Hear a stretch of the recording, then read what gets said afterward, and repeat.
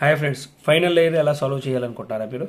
ఈ ఫైనల్ లేయర్లో మనకి ఇక్కడ సింగిల్ డాట్ వస్తుంది, తర్వాత ఎల్ షేప్ వచ్చింది, తర్వాత హార్జెంటల్ షేప్ వచ్చింది. ఈ సింగిల్ డాట్ వచ్చినప్పుడు,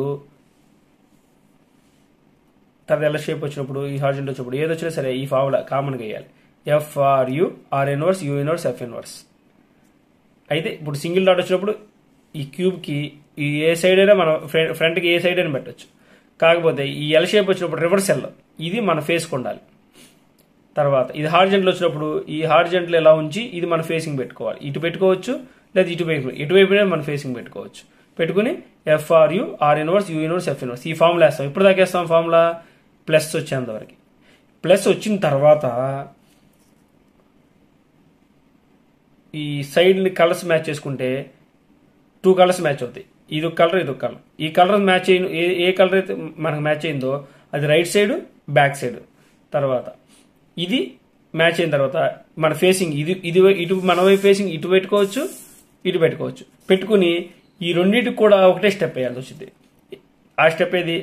RU R inverse UR UU R inverse.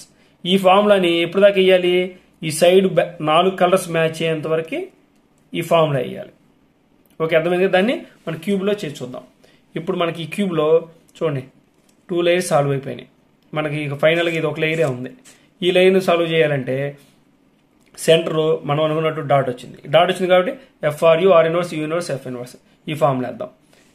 FRU R inverse U inverse F inverse. ఇప్పుడు చూడండి, ఇది ఎల్ షేప్ వచ్చింది. కానీ ఈ ఎల్ ఇది ఫేసింగ్ మన వైపు ఉండాలి, ఈ ఎల్.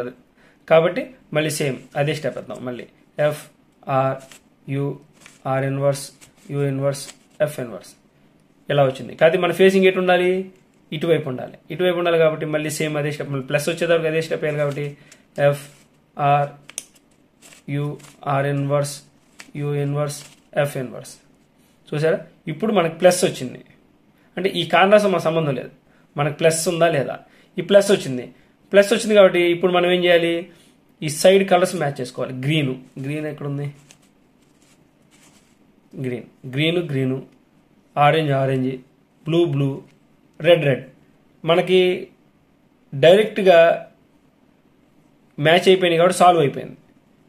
ఇలా సాల్వ్ అయిపోయింది. కాకపోతే ఏంటంటే సాల్వ్ అవ్వనప్పుడు ఇంకో సిచ్యువేషన్ ఉంటుంది.